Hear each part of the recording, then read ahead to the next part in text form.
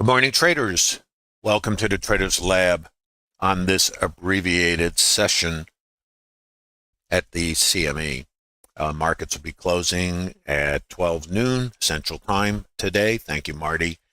And I want to wish all of you good holidays, good cheer.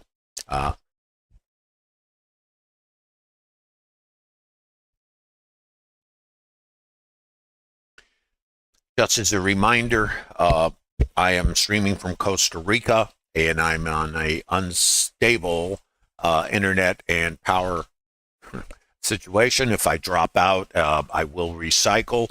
It takes about 5 minutes, so if you're in YouTube or elsewhere on the planet, please be patient.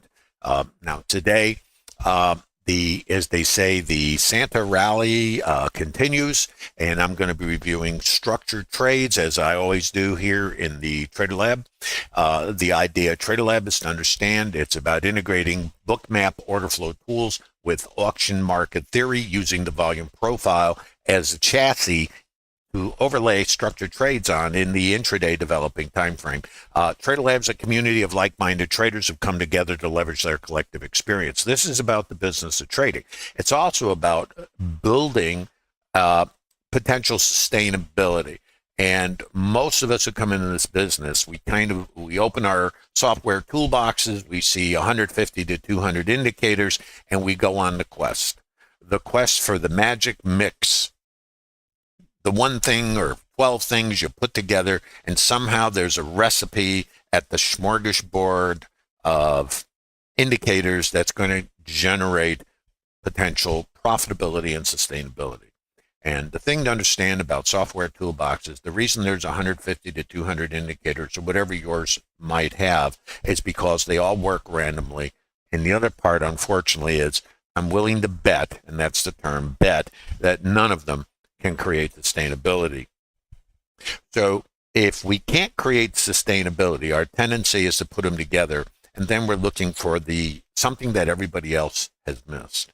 Now, the thing I have to suggest to you, technical indicators as we know them today and everything that's derived from them, started in the mid to late 1970s. So these things have been around. There's really nothing new. So as we go through this process of trying to find what everybody else has missed, I'm going to ask, are you still having random winners, but you are not sustainable? There's a very good reason for this, and this is why I created TraderLab, is to help traders understand the business of trading, how the market works, why it does what it does, and how at times you can get in alignment with it. And then if you understand these pieces and you can put them together in a cohesive, anchored process that you replicate, then you can potentially extract metrics. And those metrics will let you know, is what you're doing random? In other words, of course, you're going to have winning trades. A random buy-sell generator will have winning trades. But over time, does that process that you're trying to tune and tweak to get more winning trades, can it ever have a sustainable edge? In other words, no matter what you do, in spite of the winning trades, are you still losing? Because that's not sustainable. It's the question I pose because we've all walked in those shoes, including me. And I started trading in 1980. So I've worn out more shoes probably than you have. So let's get going. Let's take a look at the market, not only today, but what led up to today. And again, thanks for visiting the TraderLab. Hope you guys, if you're in YouTube, best to you. Thanks for visiting the TraderLab today. And by the way, if I drop out, Stephen, do we have a backup for me in YouTube if the connection drops here from Costa Rica? General disclosure, all Bookmap Ltd. Materials, information, and presentations are for educational purposes only and should not be considered specific investment advice or recommendations. Risk disclosure trading futures, equities, and digital currencies involves substantial risk of loss and is not suitable for all investors. Past performance is not necessarily indicative of future results. Please remember this is not a trade calling room, but in the TraderLab library, there are streams that I've done that are up to 4.5 hours long of real-time trading, real-time narration. the good, the bad, the ugly, as they say, but just the real world, and how you can operate in the market under changing conditions, because the market is not one-dimensional. The market goes from directional to rotational to directional in all time frames. So it's something for you to think about. Okay, and you're all welcome to TraderLab. There's a link in the bottom of YouTube, just so you know, and there's no cost for TraderLab or the other education that's available in the Bookmap server, and you don't have to be even a subscriber to Bookmap. Think about that. What other company invests in you before you invest in their product? An interesting concept, I thought. Now, just to remind you, there is a Black Friday sale going on. It's going to end soon, December 31st. It's a lot closer than you think. You can save a substantial amount of dollars if you want to get your toe in the financial water with a high-tier order flow tool like Bookmap. And don't forget, Bookmap not only has a great tool, but it has an extensive educational process where you can learn the nuances of using a high-tier tool like Bookmap. A knowledge base and so many online videos. I can't even tell you how many. It's a huge number, plus streamers, so where you could see these processes put into actual real-time process, real-time trading. Now, let's go into the TraderLab process, as I like to think of it. And this is really a basic. Now, I'm going to use the term basic, but let's change that a little bit to a simplified version of a process, a hierarchy of process.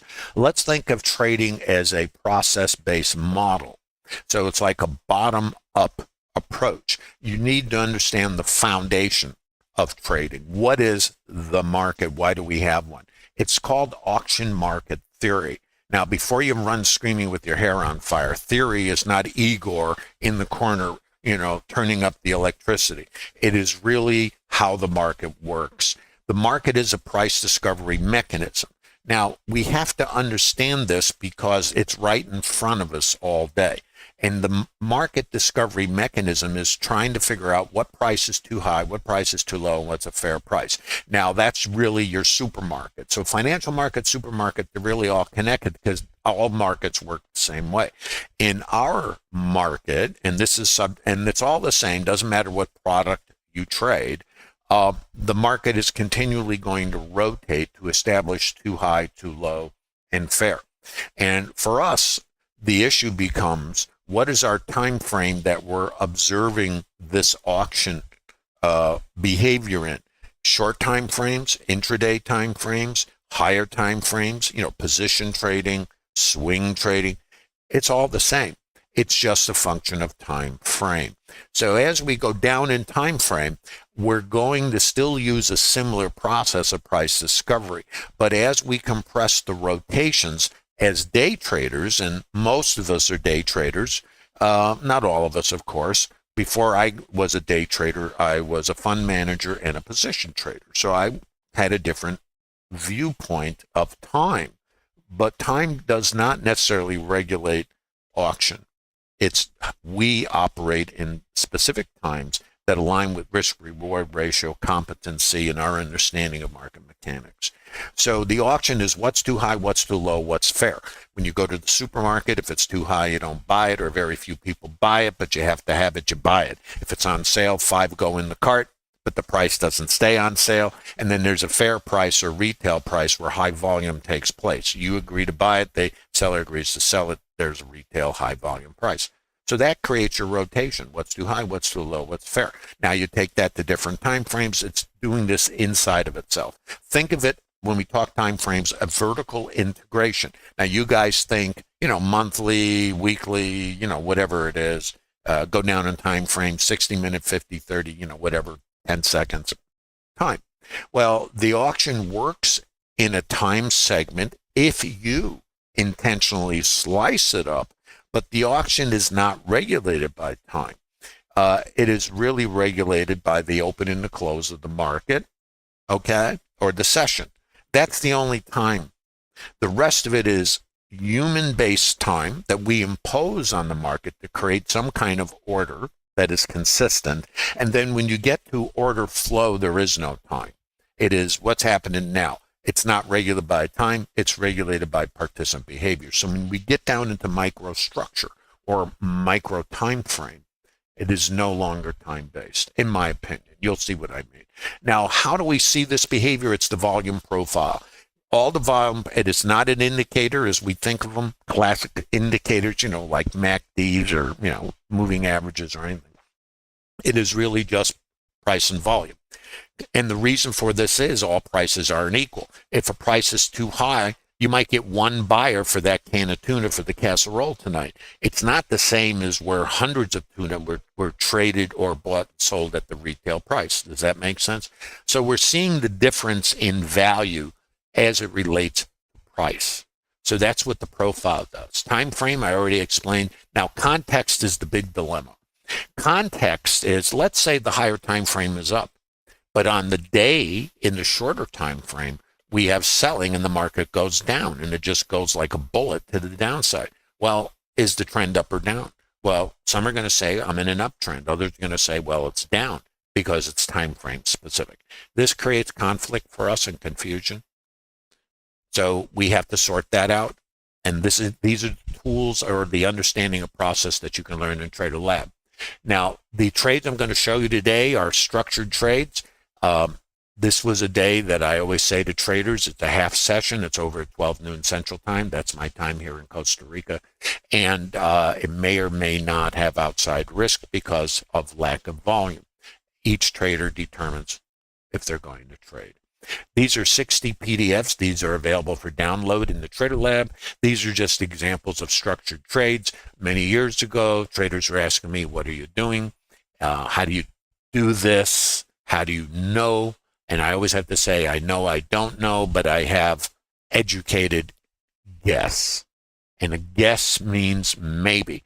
The market is maybe. Maybe it'll do this, maybe it'll do that, maybe it won't, maybe, and that's it, maybe. What is maybe? Maybe is random.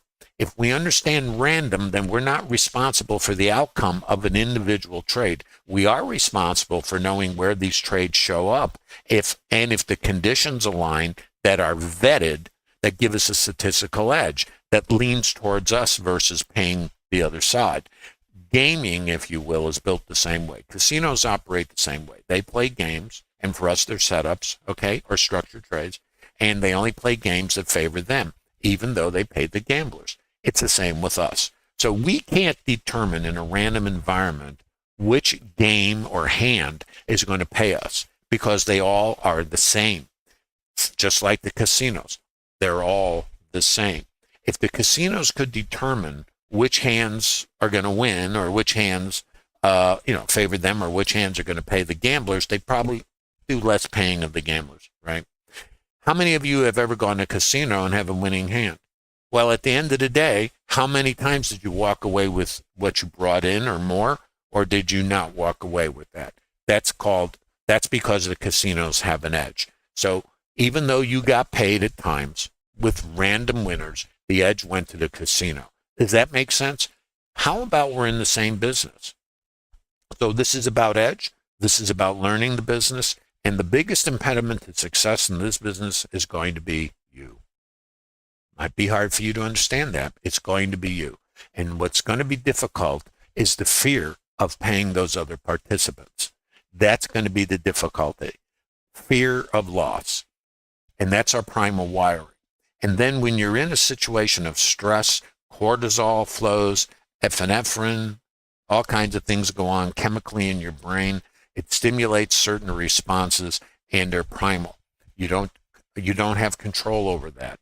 And the thing is, how do we get control? This is what TraderLab is about. It's not, you can learn to trade, in my opinion, if you come to TraderLab. Anybody who's interested in learning how to trade, I believe, and it's just my belief based on what I've observed over many years of trading, both professionally and otherwise, but even 4 years in TraderLab, sharing this process, you can learn to trade. The biggest obstacle is going to be operating in a random environment. So you need to know that because you will face it. There isn't anyone who's ever come into this business who doesn't face the same obstacles. And that's another reason why TraderLab exists, because you can anticipate the obstacles and you can get support not only from me, but from the community. It's the community that makes TraderLab special, and there is no cost for it. Now, I'm going to take you back a couple of days. This is Friday. And of course, today's Wednesday and it's Christmas Eve. So it's a half day of trading. I want to show you what happens on Monday. This is a volume profile, but it's an intermediate time frame. And it's very important to understand market mechanics. Remember, how does the market work? Why does it do what it does? How can you get in alignment with it at times? And we all take stops. Oh, why is that, by the way? Is this a right or wrong business? No. All businesses, now remember, this business, you have to know where your edge is. Remember, you only play games that favor you, even though you're going to pay the gamblers. By the way, when you pay the gamblers, what is that? Is it a loss? Is it a failure? Did you do something wrong? Or is it just overhead and cost of production?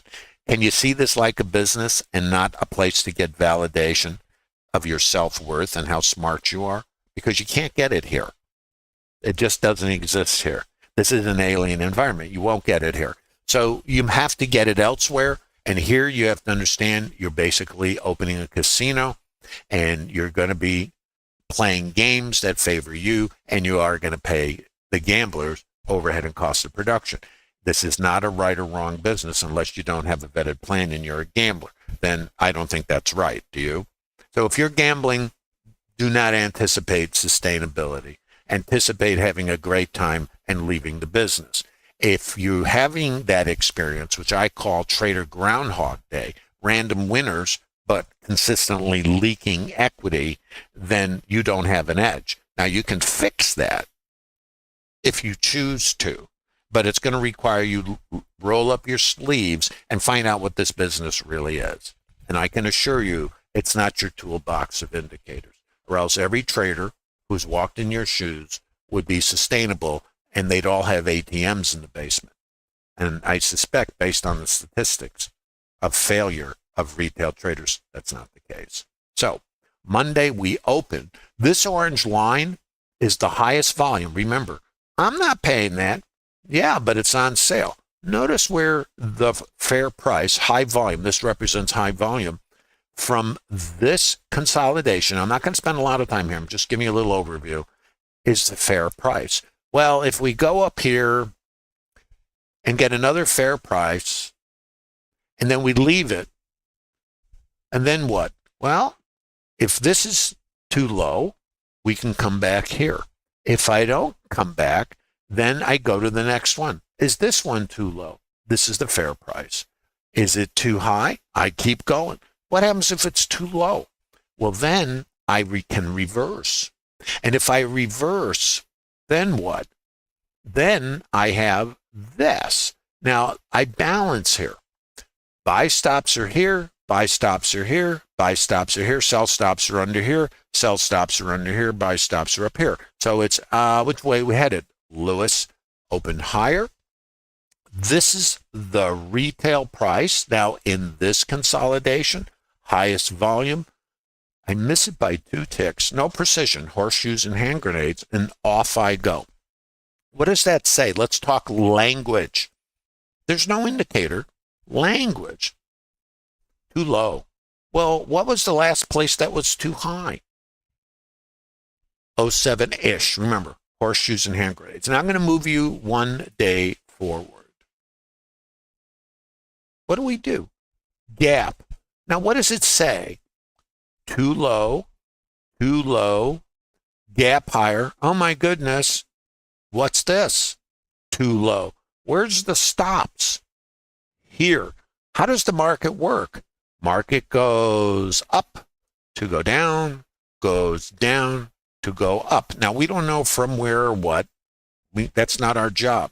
But our job is to understand market mechanics. Remember how the market works, why it does what it does, how to get in alignment at times. You will take stops. And overall, if we can align with this intermediate time frame, then we can trade inside the developing time frames. So what's above here? Buy stops. What's above there? Buy stops and more. Now let's go another day forward.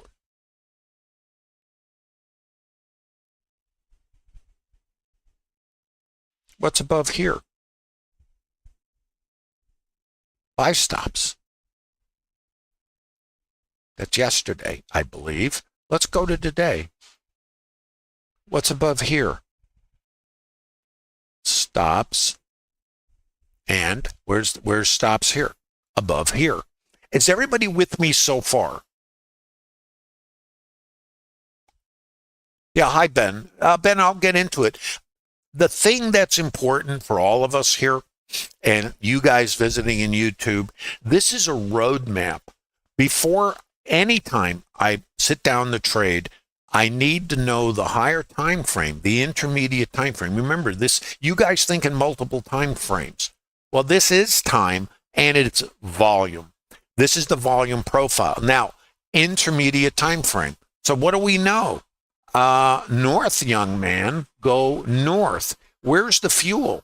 Here, here, here, and north. Now, let's go a little further. Whoa. That's something I don't hear often here in Costa Rica, a siren. Considering the hospital is almost 2 hours away, so you don't want to have a problem here. Now, I'm going to go a little further here. Hold on. Let me just see where I'm at. Okay, so that's our higher time frame. Now let's go to Bookmap. So now, knowing the levels we have, let's go take a look at what we know. Got to make sure I got everything right here. This is yesterday's retail price. This is the ETH high. It's at yesterday's value area high. And there's going to be stops over here. Down here, we have something called a single, which is just a low volume area, an ETH low. So we're opening in range, in value. Now, I go to my statistics. Again, I'm going very intentionally here because I want to show you all the pieces before the first trade goes on. So we're opening in range, in value. What does it mean? The market is in balance. What do we anticipate? Well, depending what happens here, if we get out above there, right here, then the market is out of balance and we can anticipate continuation higher. That's one piece. The other piece is, do we get out of yesterday's range? If we do, it's a breakout, and then the market's rejecting what's below us, and all we do is trade longs so far. So this, and now we're opening. Where are we opening? I believe it's higher. Where's settlement? Got to look. Can't see settlement. Guys, where do we settle? TraderLab? Discord? Just a quicker response than YouTube. So settlement, Marty. 61. Okay. So this is settlement. So basically we opened even, in range, in value. There's yesterday's high. So we opened pretty close to yesterday's high. If you're opening by yesterday's high, then I am looking for it to come out the top. So let's take a look at some potential statistics, and you have to vet these for yourself. And this, again, is before the market opens. Taking out the first hour's high or low is about a 98% probability. Remember, higher time frame. What's the trend? Up. Taking out the ETH high or low, 97%-ish. Taking out the previous high or low, 82%-ish. Okay? I'm looking. Checking the previous point of control, 68% probability. Not a reach, considering we just opened by it. Okay? Checking the overnight volume point of control. And what are these point of control things? These are the retail price, highest volume. So you have the naked volume point of control, retail price from the shopping experience from yesterday, RTH. Then the last auction is the ETH. That's finished. The high volume is here. So they're pretty close to each other, but we're in an uptrend. Okay? So far, so good. So I know I'm leaning north coming in. So what does that do for me? Well, what it does for me, it says, look for longs and put a helmet on. Now I'm going to show you structured trades. These are TraderLab trades. You have to vet them. They're in that 60 PDFs I posted. And again, there's no plug and play. Wouldn't it be nice? Wouldn't it be nice to go out on internet world or some influencer and they say, this is the only thing you need, blah, blah. Have you tried that? And if you did, come to TraderLab. Let us know how that's worked out. I mean, there's so much nonsense. Now, I'm not saying everything is, but it's kind of like, where's the stuff that you can actually use? Remember, what's our primal wiring? Avoid risk, look for certainty. When somebody markets, they're offering you certainty. There is nothing new in trading, guys. Even AI. It may be new, but it is very limited. It might be able to help you gather information, that's for sure.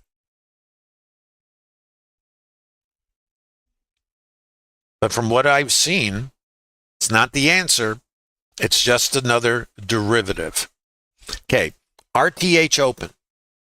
This is called developing volume point of control. The way this works is at RTH open, there's no volume, right? Where it's like, driver, start your engines, the checkered flag comes out, off we go.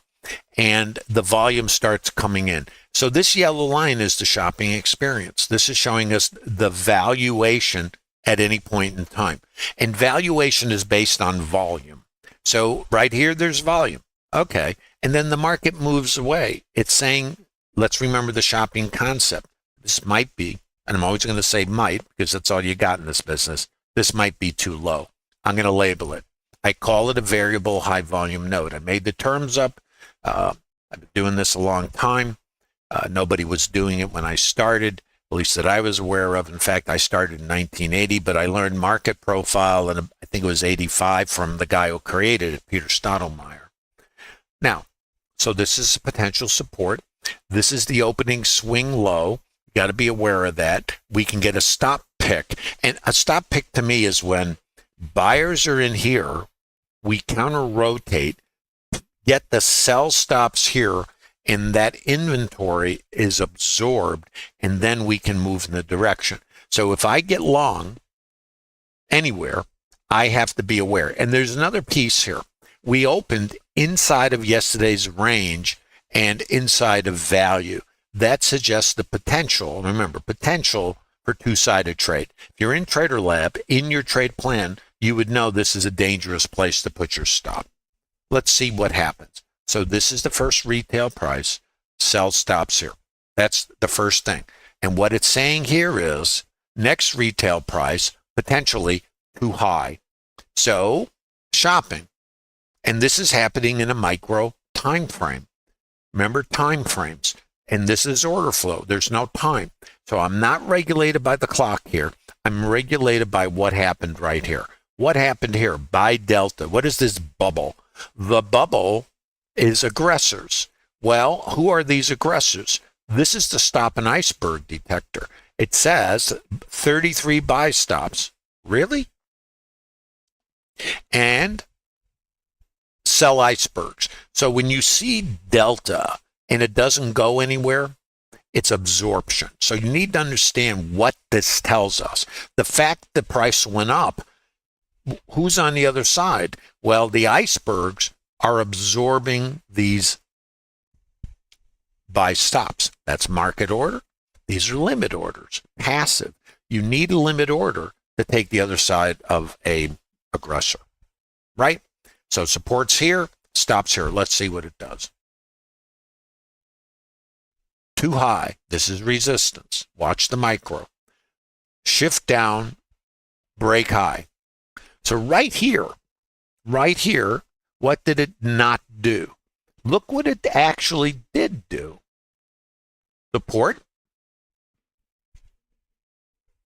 Opening swing low.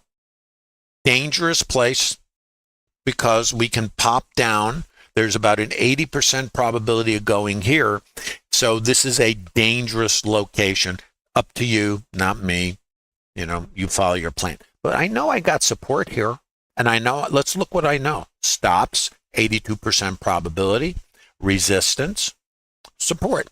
Looking for it to go lower. Looking for a long. VPOC migration. This is now resistance. That's resistance. Resistance right there. I get my sellers, mid VWAP, and I'm looking for it to break support. I'm going very detailed here so you can see what I'm not using indicators. Here's what I'm doing. I'm mentally processing a foreign language. I am reading the order flow and the market mechanics based on auction principles. What's too high, what's too low, what's fair.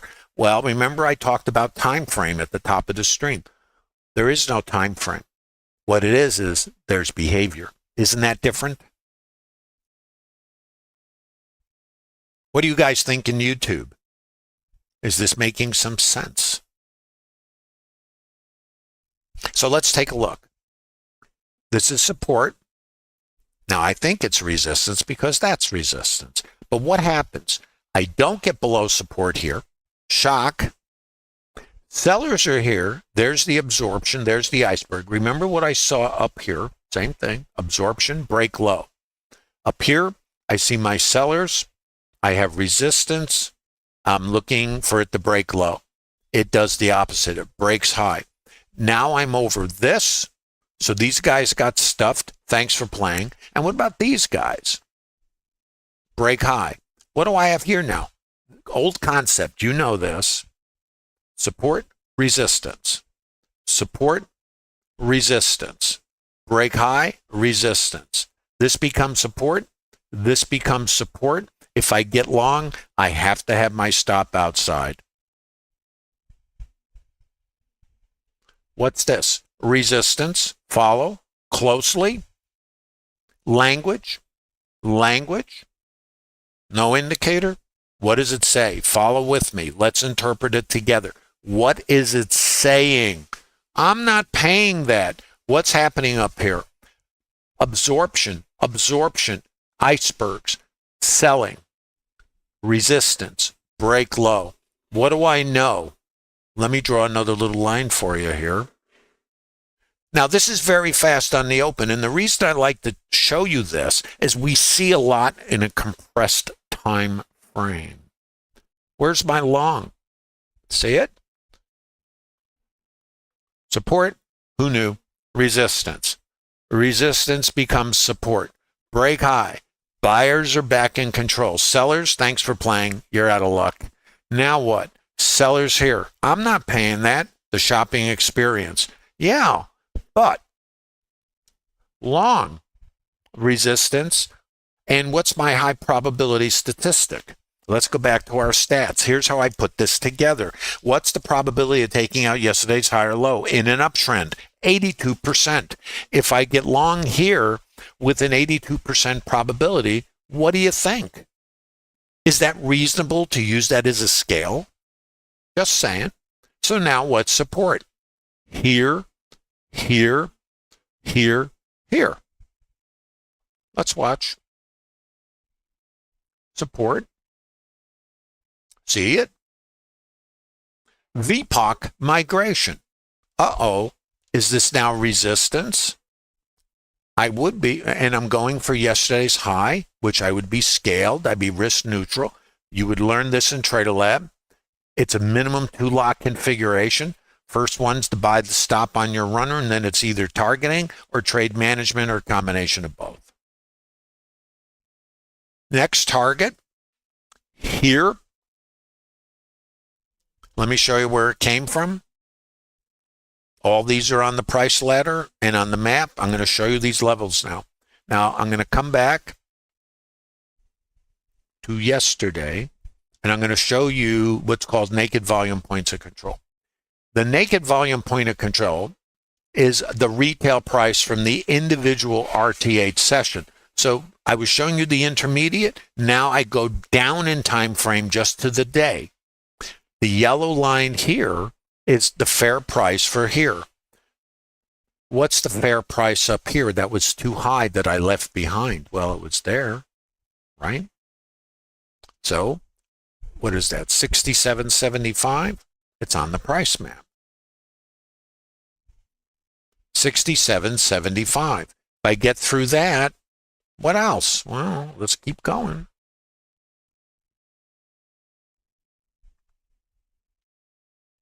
VPOC migration. What do you see happening here? Too low, too low. What about this? Maybe too low. Now, here's another piece you need to be aware of. This is now support, and there's another part of this. It isn't just simple, simple, simple. What it is multiple pieces integrated. So I know the highest volume, let's go back to your store, the new retail price is here, and now it moves higher. I have a new retail price. Going north, what does it say? The buyers are consuming the inventory, and the sellers are able to raise their prices because the buyers are consuming the inventory. And you'll notice in the store, which for us is compressed because of time frame, retail price is going higher. But there's other possibilities. If we run out of buyers, the market can counter rotate and come outside. That changes it to an uptrend. And then remember I said multiple time frames. So the trend is up in the higher time frame, the trend is up in the developing time frame. And if we change from directional, the bullet train, to rotational, it then becomes something called mean reversion, which becomes in alignment with the trend, outside in trading. So I already know, based on the TraderLab structured trades I've shared in those 60 PDFs, that if I come out here, I can start looking for continuation trades. It would be a change in the developing time frame, but not the overall time frame. That's why you need to understand vertical integration of time. What does it say? Too low, too low, too low. Going to the moon, Alice. Really? Let's see where we might go.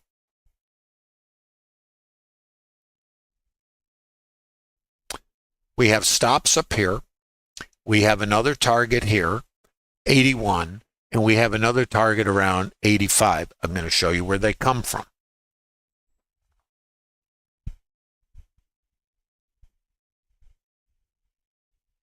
Uh, 80, where is it? 75. Those needed to be tweaked a little bit because we haven't been up here. But this was our resistance. Hold on a second. That was yesterday. So we're going for 88.50. Because why? Fuel. How does the fuel concept work? Buyers are here, buyers are there, buyers are there. Buy stops. Buyers are here. Buyers are here. Everybody who's short in this leg. And what about the buyers up here? So what does the market do? Market goes up to go down, goes down to go up. It rotates on itself. What does it do in the developing or shorter time frames? Market goes up and it rotates on itself. Right now it's one direction, but it won't stay one direction. It will eventually rotate.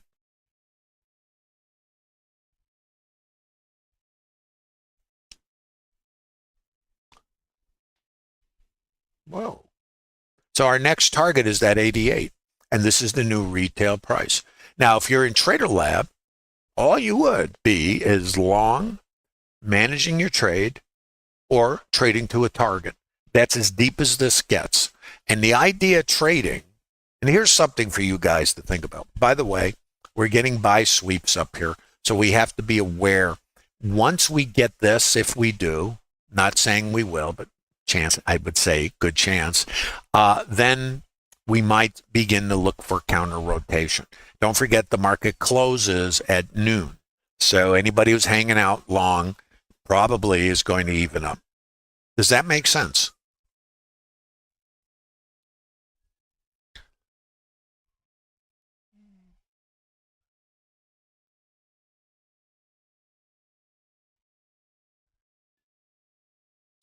As far as the scale goes, initially when you start out, if you're using a 3-point stop as an example, that is an ambulance.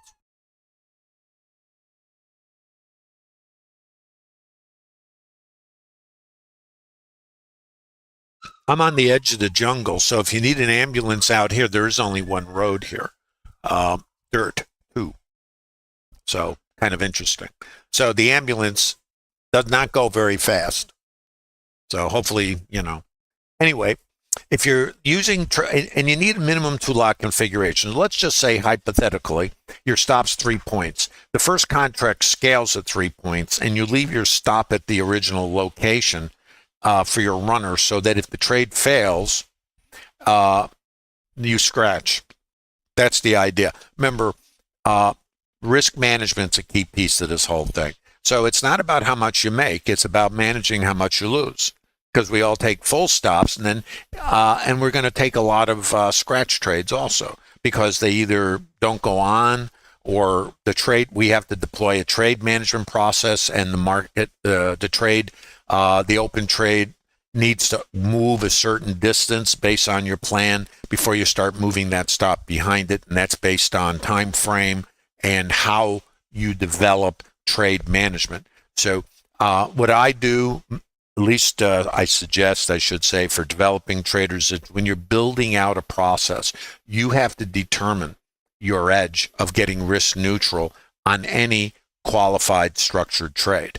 Now, the qualifications are everything that goes before you put the trade on. In other words, the conditions of the market, the location, where's the stops on a counter rotation, what kind of support, there's all these pieces come into play. And then you put the trade on. And then what is the obstacle to getting that 3 point scale, as an example? I mean, you might be taking a trade right in front of a previous day's low. Well, if that's the case, maybe that's resistance, and maybe you'll get profit taking ahead of it. These are the kinds of things you need to learn about. And then does that trade qualify?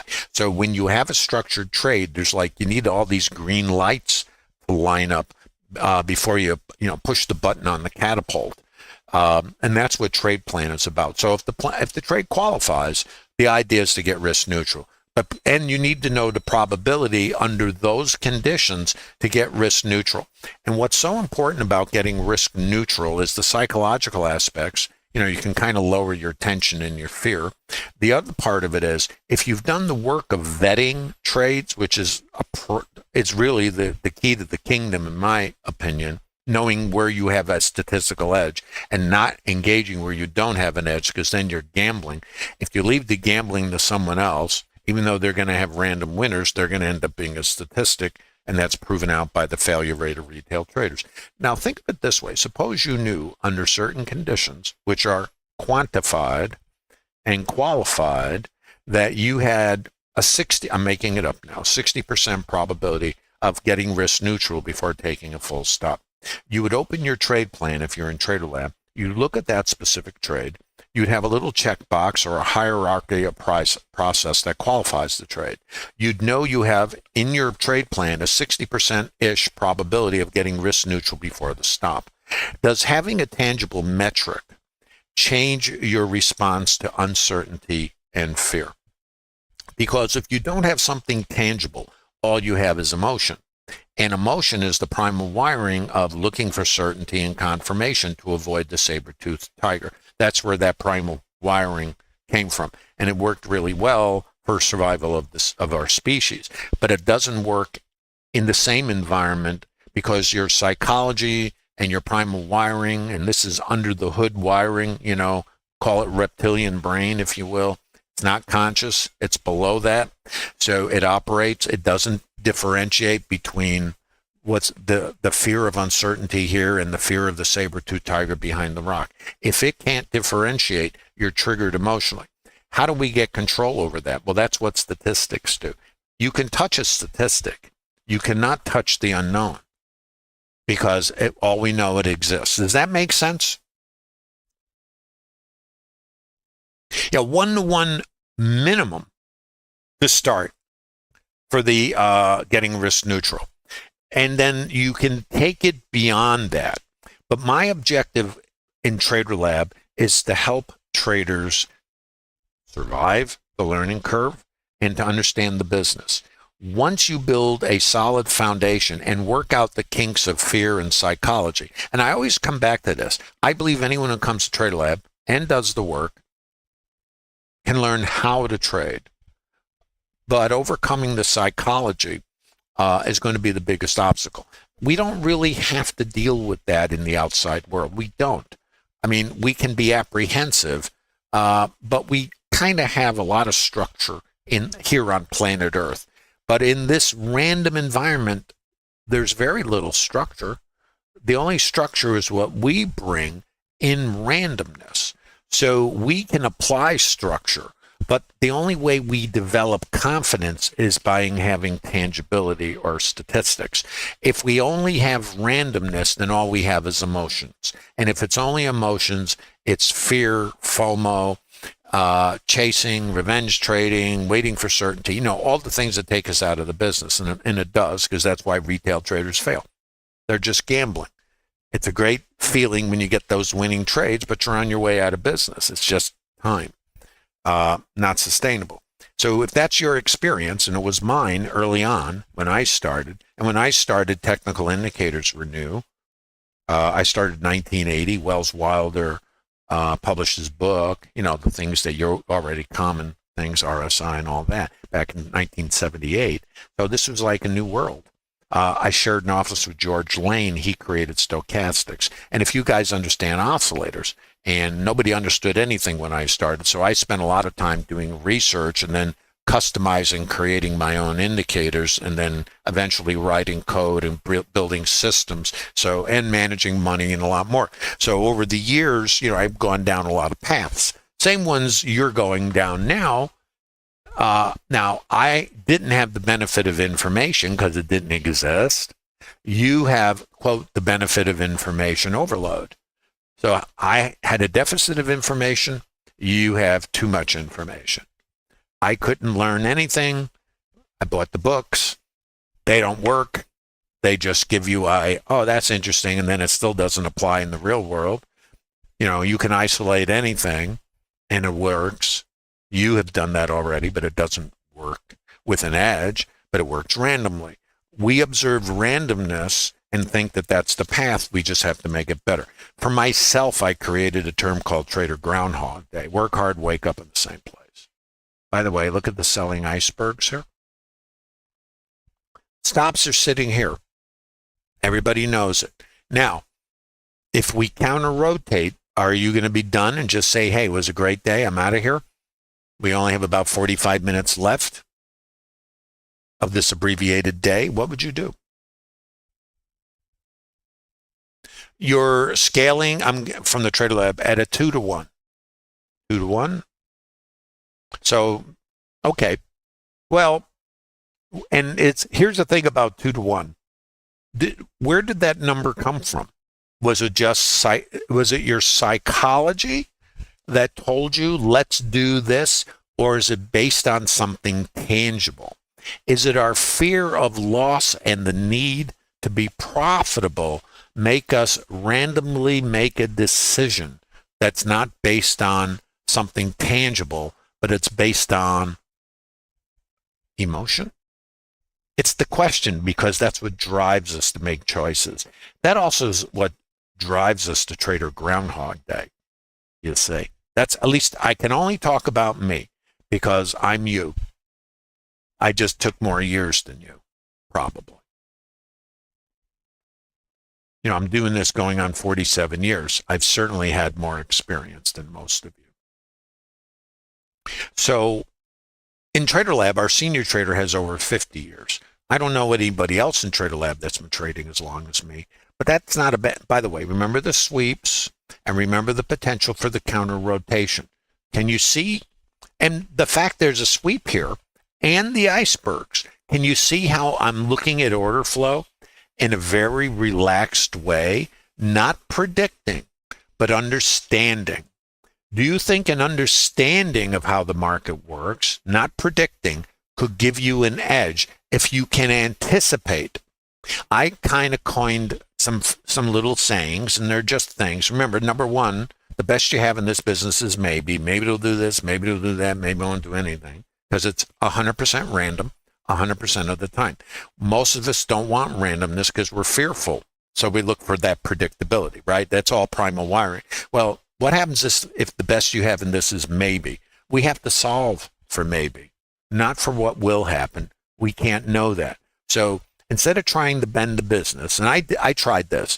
My goal when I started building trading systems was to squeeze the risk out. Why? Why not? Right? Because we're risk adverse.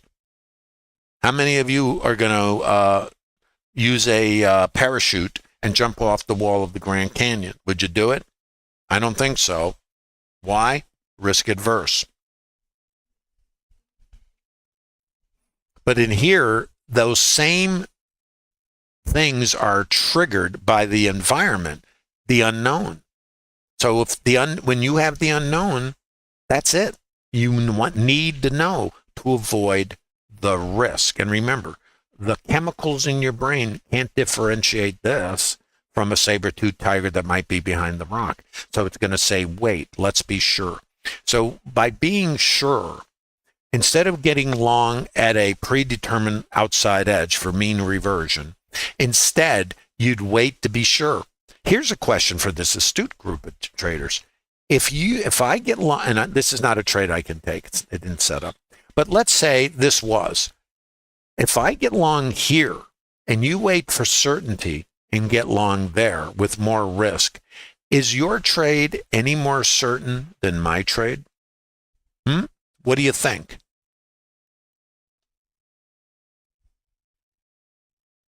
Thanks, Boomer. Best of holidays to you also. So this is the dilemma for us. So that we start making decisions based on our emotional needs that has nothing to do with the business. So the business is different. So TraderLab, the reason I created TraderLab is I've watched so many traders over the years fail. I didn't believe they needed to fail, but they couldn't deal with the psychology and the randomness. Who can?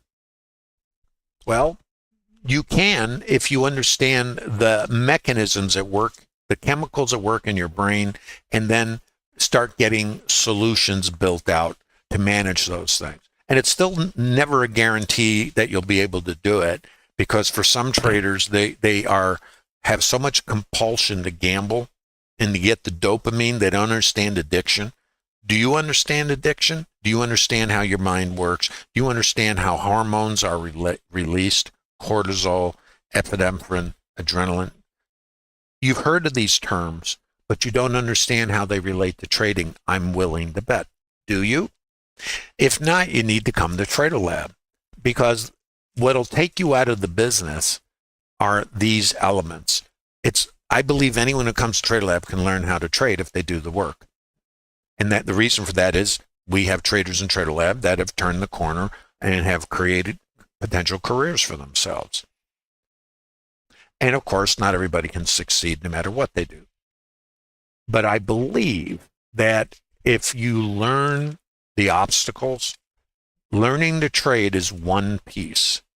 Learning about yourself is going to be the deeper piece, because you have to dig underneath what your consciousness. You have to actually study and understand primal wiring and things that have helped us survive through millennia. But those same things that protect us are the things that take us out of the business, because your logic and your consciousness cannot override this primal chemical experience. So once you're under the influence of chemicals, think about it. If you were consuming alcohol and sitting down the trade, how do you think that would work out? It's a similar thing. You're under an influence and you're really not conscious of it.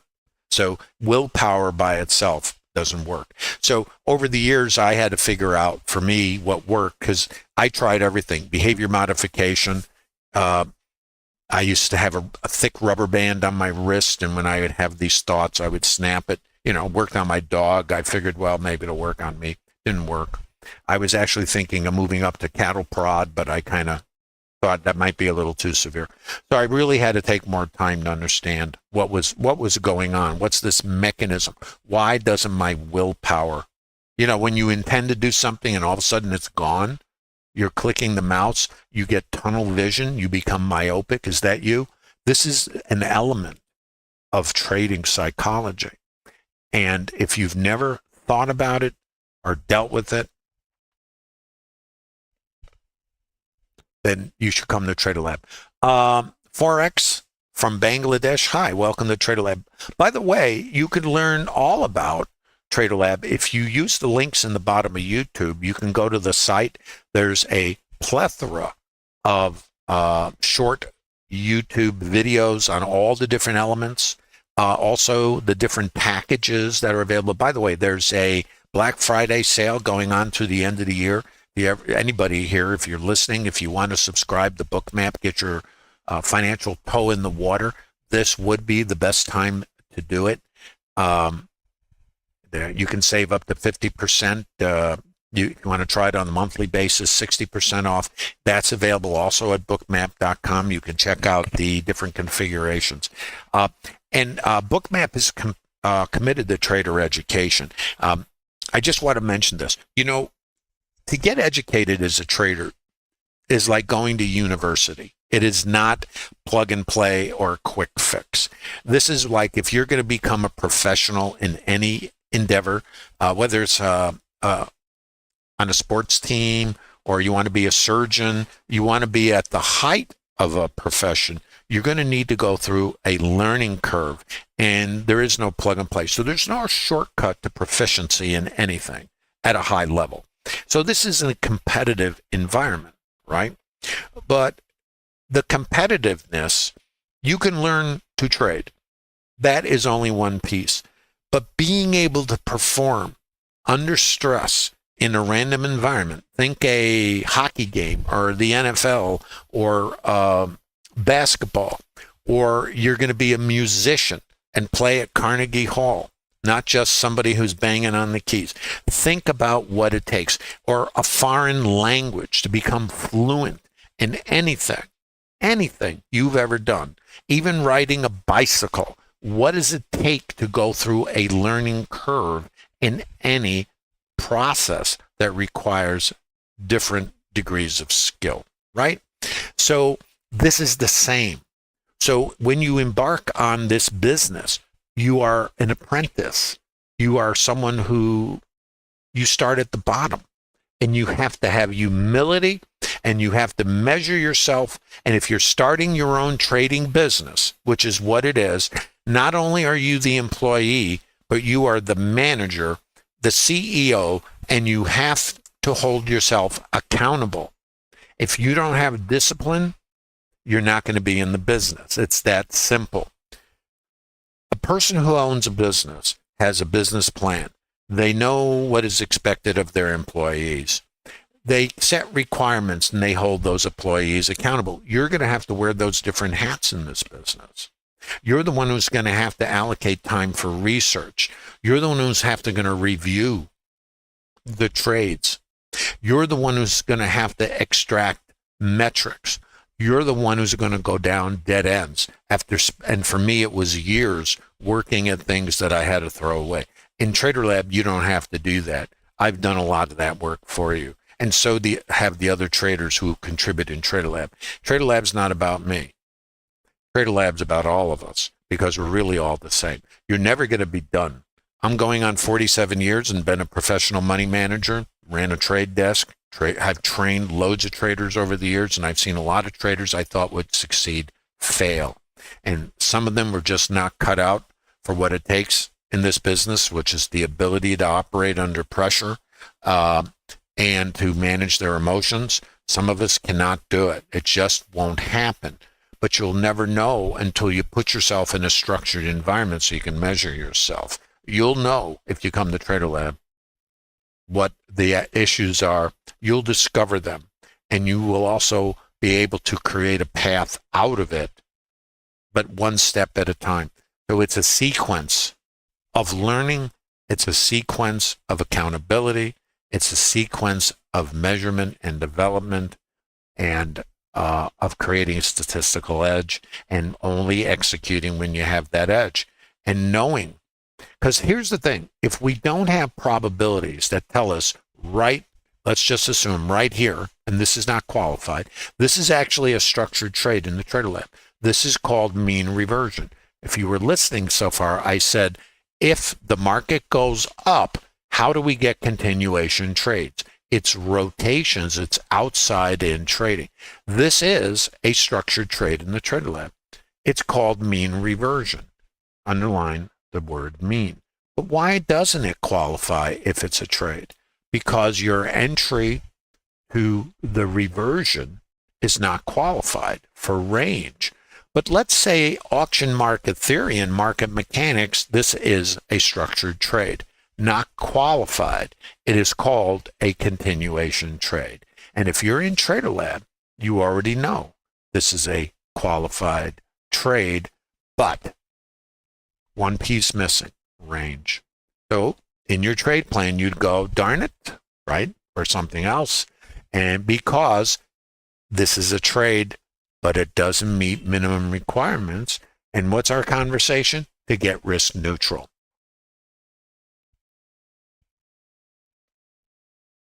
You're welcome, 4-lot Ty. Best of luck to you, and thanks for posting your results for today and for everyone in TraderLab. And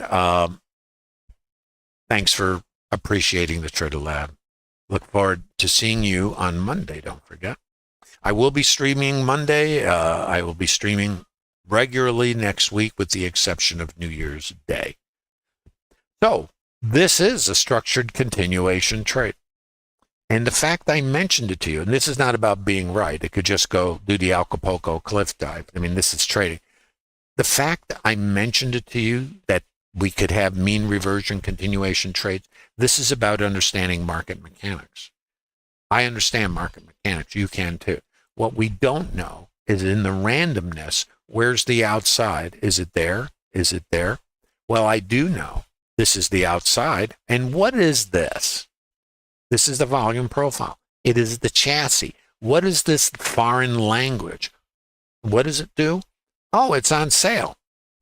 5 in the cart. Retail. I'm not paying that. Too high.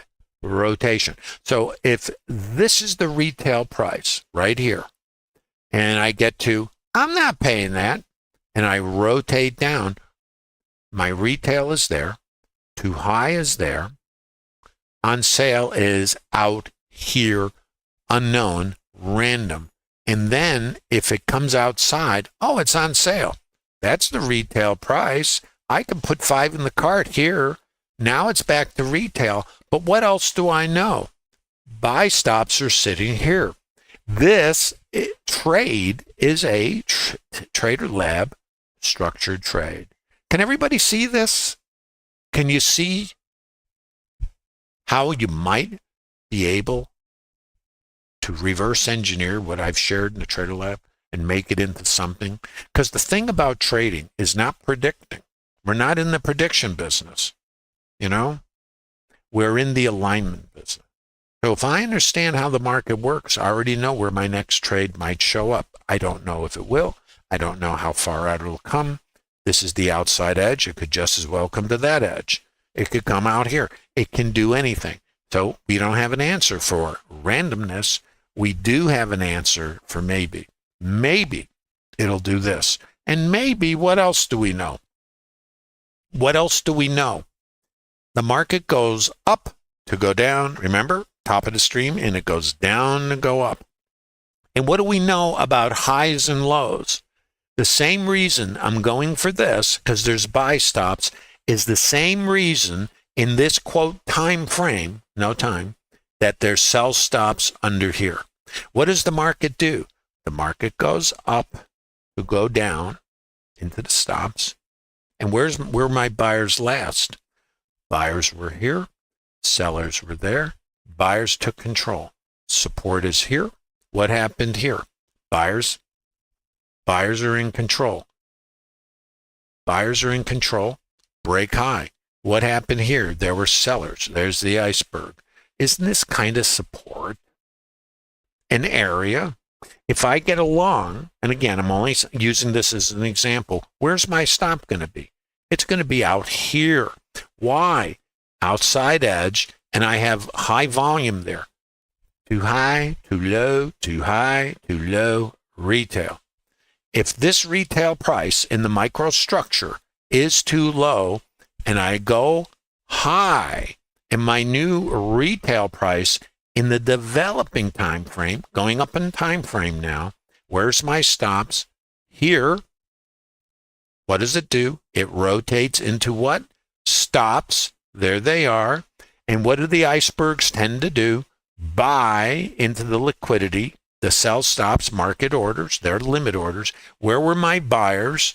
Where's my volume? Micro now. Here. So if I get long anywhere, my stop has to be under here.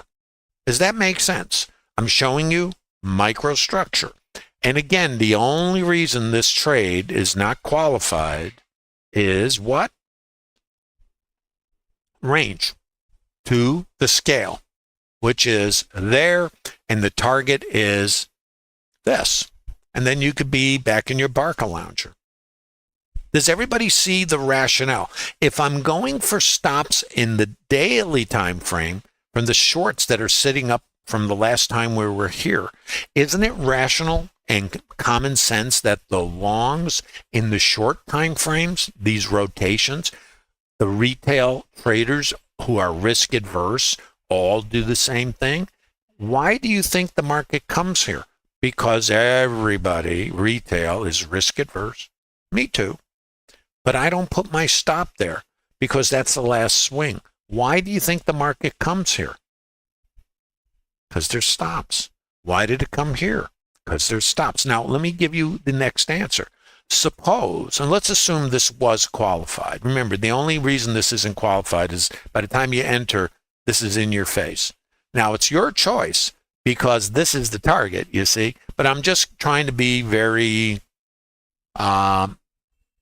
specific.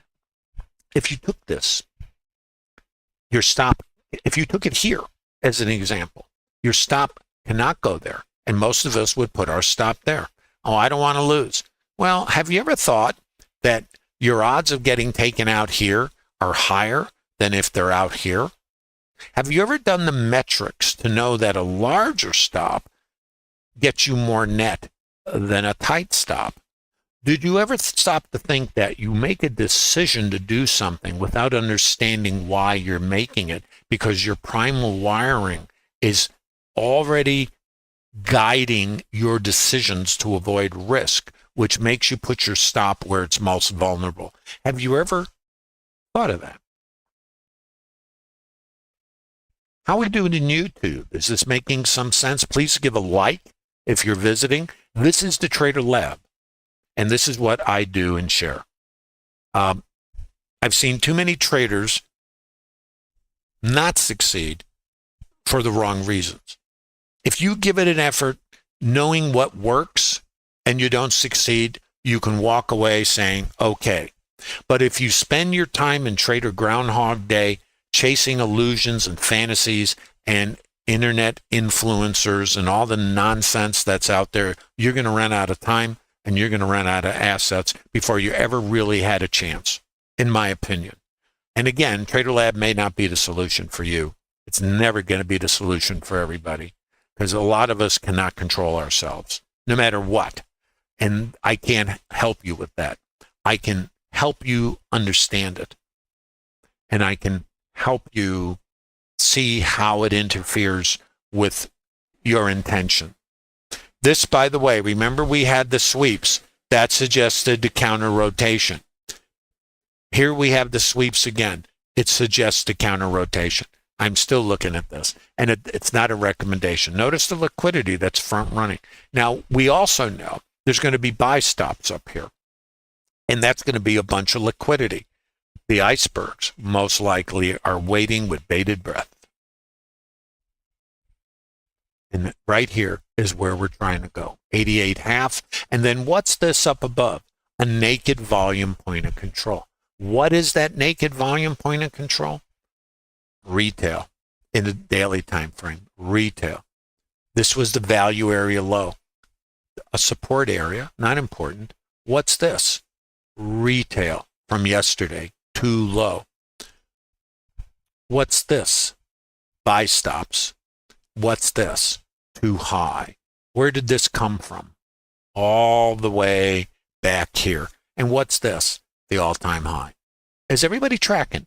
So where am I trying to go today? Well, here, maybe there, maybe there. Is it my job to, quote, predict? I can't. So I don't try. Do you? I gave up on predicting a long time ago. I'm more interested in profitability. And I don't get profitability by predicting. I get profitability by waiting for trades that have a statistical edge that favor me, getting risk neutral based on my trade management plan and the number of contracts I trade, trading the targets that have statistical probabilities, and a trade management process for runners. Because I break it down into different time frames. So I trade multiple time frames inside each other. But when you start out, you need to trade one. It's a building process. If you want to play the piano at Carnegie Hall, you're going to start with chopsticks or something. You know what I mean? You got to start somewhere. And even the basic process I share in TraderLab is advanced.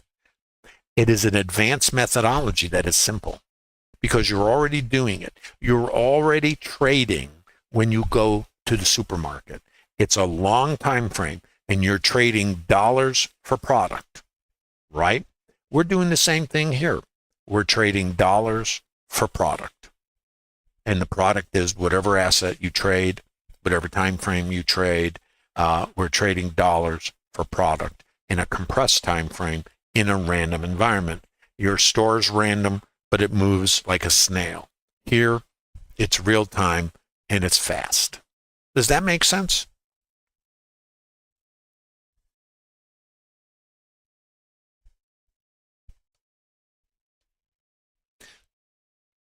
Well, thank you. You had every dollar for every trade I missed by being stopped out at break even. Yeah, I understand. Well, the thing is, it's not the break even. It's where's the sweet spot for that stop? Let's say our comfort is 3 points. What happens if a 5-point stop gives you a 30% larger yield than a tight stop? What about if your trailing stop stays behind and you accept the risk of giving back open trade equity, but over time, that process gets you a higher net yield? What would you deploy? You say, our psychology dictates to us risk aversion, so we're going to use this, we're going to squeeze this thing like a lemon. Well, that's what everybody does. Well, if everybody does something, right there should be a suggestion that you don't do it, because the failure rate for retail traders is over 90%. So one of my little things is think like a retail trader, don't act like one. I built trading systems way back to take advantage of retail trader behavior. And the reason was I used to get stopped out all the time, right? So I started thinking about, why am I getting stopped out? And I said, well, I'm doing what other people do. I'm putting my stops where everybody puts their stops. Well, let me design a process that actually uses that behavior to build a system. So it was systematized. And I was a swing trader. So this was when I was managing money. But I built systems to take advantage of these behaviors. So over the years, and unfortunately, I've paid everything. I paid the price for this education. Unfortunately, there were no prop accounts or this funded trader programs. You actually had to get your checkbook out. So that was a thrill.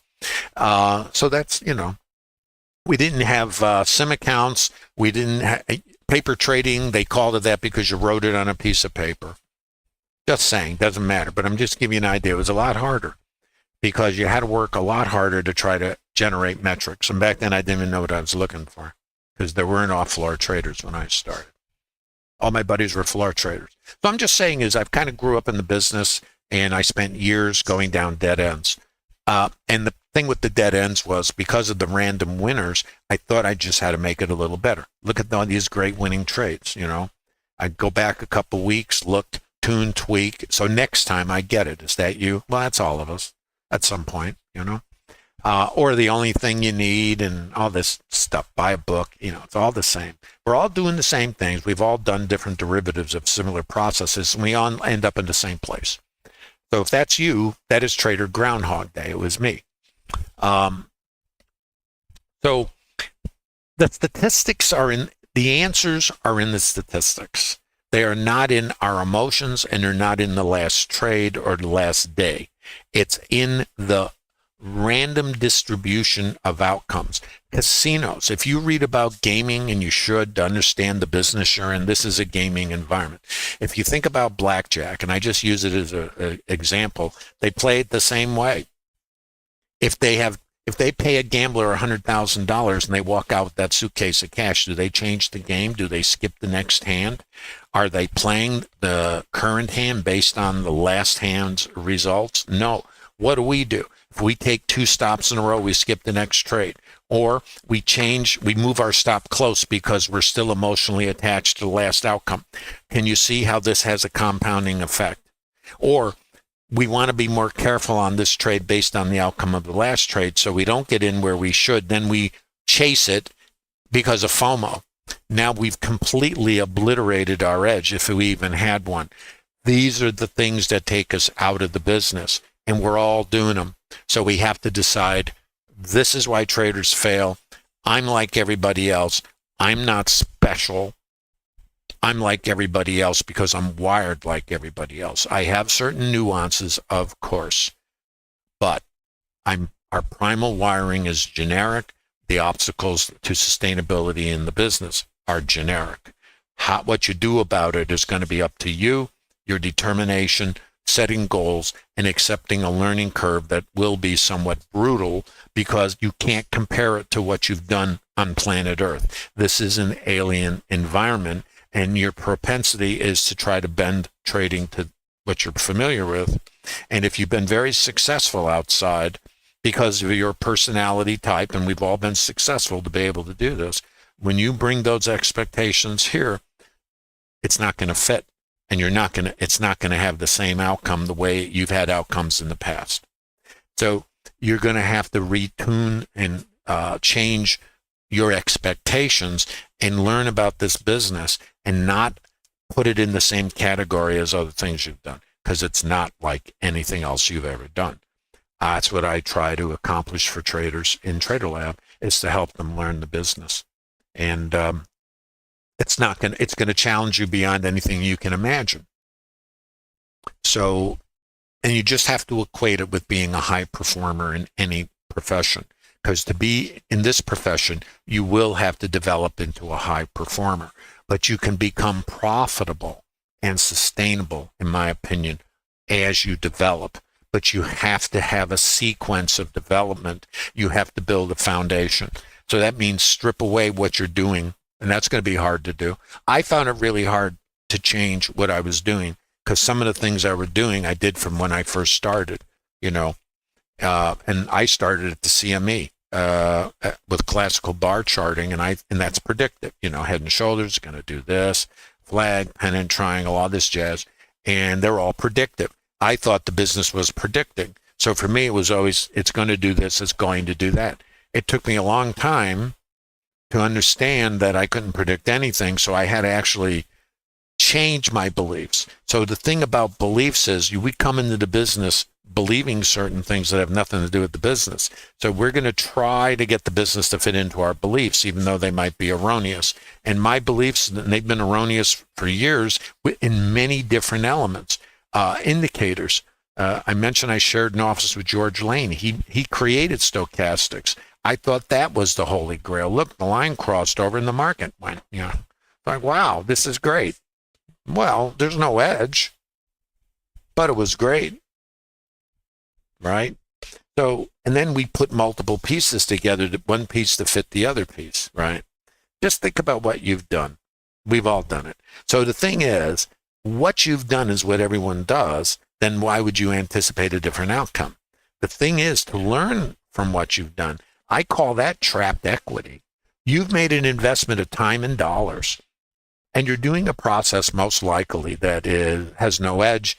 You have random winners, but you're leaking equity and whatever, You're on your way out of the business, but you've learned something. But you haven't really gotten the therefore out of it. The therefore is it does not have an edge. So now what do you do about that? oh, I've invested all these dollars and all this time. I've got to get something out of it. That I was thinking that I've got to, I got to keep some of this because I'm sure no, I had to get rid of all of it. One of the hardest things I ever did was to start throwing things away. And I found the more I cut things down, it didn't change the outcome. I reverse engineered it, and I kept finding that it was still defective. So adding more didn't create certainty. It created more randomness.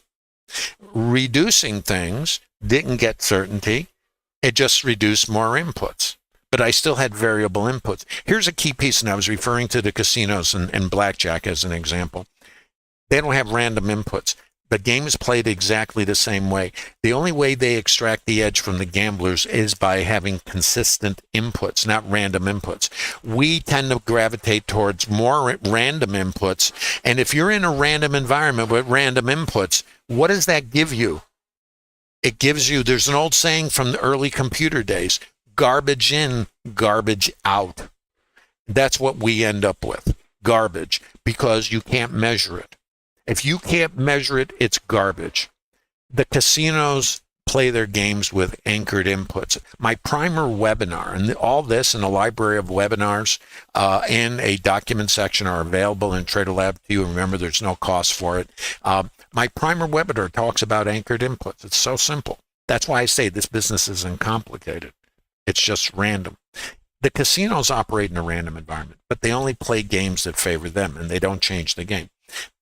What would happen if the casinos kept changing their games? Blackjack will do 7 cards. Well, we just paid somebody. Let's do 10 this time.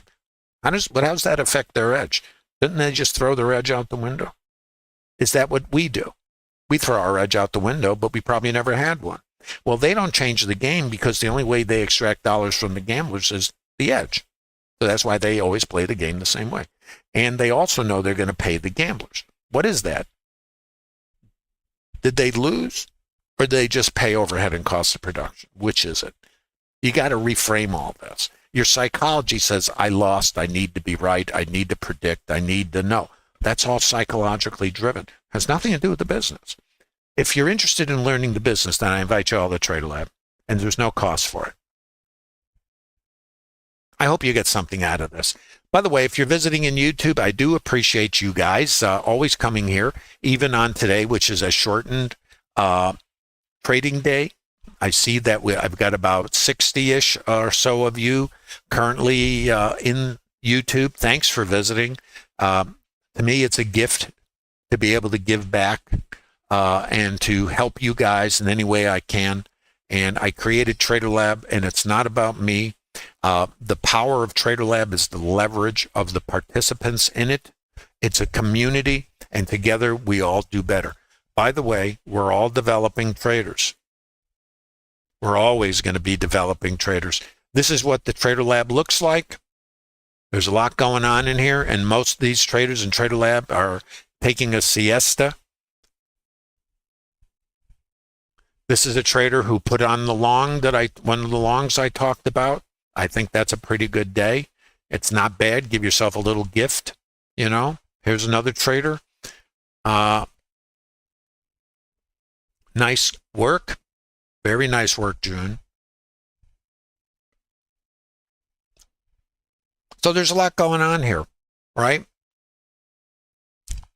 Statistical probabilities, data mining. This is an advanced trader methodology, but I have to say advanced and complicated are not the same. This requires you to think and actually learn market mechanics, how it works, what it does, how it does what it does. This is the business. Nothing more, nothing less. And this is the library of webinars. This primal webinar, start here. Got about 36,000 views. I don't remember, but it's a primer. It's only about an hour long. The Holy Grail of trading. Is there any Holy Grail? No. But how close can you get? What is the TraderLab? It's an advanced trader methodology. And I mention that because we leverage, we work together, we share. Stop gambling, start winning. How about this? Day trading. Why most traders using indicators fail. Are you trapped in Trader Groundhog Day? That's what I labeled it for myself. Work hard, wake up in the same place. You ever see that movie, Groundhog Day? Same thing. Trading high volatility reports, understanding squeezes. Do you understand why the market behaves? Gaps, trend days, advanced user sessions, pre-market preparedness. You notice every time I do the stream, and it is somewhat, gives you a sense of process. I start with a consistent process. One of the things I don't talk about is after I know what I will do, not what the market will do. And I will change on a dime based on how I define the condition of the market. So if the condition changes, I change. I stay in alignment. If I get out of alignment, I'm zigging, the market's zagging, I'm going to take a stop. If I don't have a structured trade that has an edge, I hang out and get back in the Barca Lounger because another trade will come. They're like buses. I have the confidence not to have FOMO and, quote, the need to get it back. My confidence comes from my plan, not the last trade, not even today. It's all the days, all the trades, and my discipline to wait. If I have the discipline to wait, I have an edge. If I execute the edge, I get paid. If I gamble, I better get the cocktails and the ticket to the buffet while I'm at it, because I'm not going to win. I may have a random winner, but I'm on my way out of business. That's the facts. That's what history and statistics dictate. Over 90% of retail traders fail. I'm not interested in being part of that. What about you? Keep doing the same thing and you don't have an edge, you cannot expect a different outcome. That's just an opinion. You might be the exception, but everyone thinks they're the exception. There's a auction-based trading on display, advanced trading rotations with microstructure. And then there's a PDF section, not only those 60 structured trades I show you at the beginning, which are not plug and play. There's statistics you have to vet for yourself and a lot more. And contributions by other TraderLab participants. Remember, everybody contributes here. What I was starting to say is once I have my everything laid out for the day, my levels in Bookmap, then I have a mental preparation segment for myself. I have to recenter myself. And I have to remind myself of my weaknesses, my errors, that I have to be on guard. I have to, because I'm human and I cannot get away from the emotions or the chemicals that are released in my brain. I do need to understand them, and I do need to remind myself that my edge, when I'm opening, when I have my trade plan and a specific trade shows up, that I can see the statistic. The statistic is tangible. The casinos have a tangible statistic for blackjack. When I'm taking my mean reversion trade or any of these longs I showed you today, they all have statistics. Now the lunatic under the hood, who I call Hyde, Jekyll and Hyde, that's the fear, the primal wiring, the chemicals circulating in the brain. Since I have something tangible, I can better manage the chemical that is overwhelming me and swamping my logic and my intention.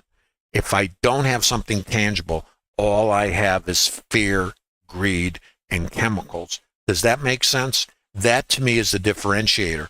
And that might be the solution for you. But if you're going to come to TraderLab, there's no plug and play, no quick fix. You actually have to take the trapped equity, the losses and time you've invested in yourself, and unleash them. It's like repeating a class over and over and over again. You're going to school, you're getting an education, and then instead of getting a yield, you're repeating the class. At some point, you're going to say, I want to take a different class, and you're going to stop repeating it. That's the choice we all get to make. TraderLab's available to all of you. I want to wish you all a great holiday. Don't forget to leave a like. I hope you get something from this. Visit the TraderLab if you haven't. It's probably one of the best communities that exists. There is no cost for it. Like everything, you're going to have to do the work. Nobody can hand it to you, but I can accelerate your growth by what I've shared. Thanks again for visiting TraderLab. Don't forget there's a Black Friday sale going on right now. Go to bookmap.com if you want to take advantage of this. As you know, Bookmap's a high-tier order flow tool. You can save a substantial amount, but it only goes up to the end of this year, December 31st, so the clock's ticking on that. So don't forget that. Please leave a like on the way out. Visit TraderLab, download the 60 PDFs of structured trades. It's in the docs section. And Ned, thanks for curating that for us. I want to wish all of you a terrific holiday. Spend some time with family. Take a time out. Appreciate all the gifts you have received throughout the year. Embrace your loved ones and be thankful. Take care, everybody. Don't forget to leave a like on the way out. And I look forward to seeing you on Monday when I will continue. And thank you, TraderLab, for being the best group that I've ever seen anywhere. And thanks to all of you who have visited the TraderLab. See you on Monday.